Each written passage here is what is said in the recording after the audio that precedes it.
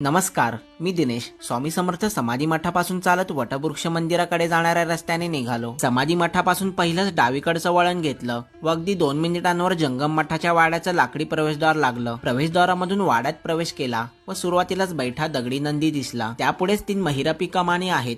3 महिरपी कमानी ही या मठाची खूण. पुढे मुख्य गाभाऱ्यात एका ओट्यावर एक शिवलिंग, रुद्रस्वामींचा मुखवटा, तांब्याचे यंत्र आहे, तर त्याखाली रुद्रस्वामींची मूळ समाधी व मागे पुरातन दगडी पादुका आहे. त्या बाजूला स्वामी समर्थांच्या पादुका व फोटोंचं दर्शन घेता येतं. दर्शन घेतल्यावर या मठाच्या प्रमुखांकडून थोडक्यात माहिती जाणून घेतली. शिवलिंगावर होम केल्यावर तेव्हा हे लिंग तेजपुंज झालं.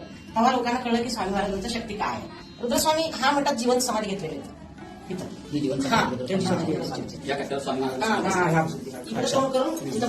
या मठात स्वामी समर्थांनी देह ठेवण्याच्या 15 दिवस आधी एक लीला केली होती. ती जाणून घ्यायची असल्यास त्याचा संपूर्ण व्हिडिओ माझ्या दिनेश नवले या युट्यूब चॅनलवर उपलब्ध आहे. तसेच ही रील आवडल्यास नक्की शेअर व सेव्ह करा. असेच नवनवीन आणि माहितीपूर्ण व्हिडिओ पाहण्यासाठी माझ्या पेजला नक्की फॉलो करा.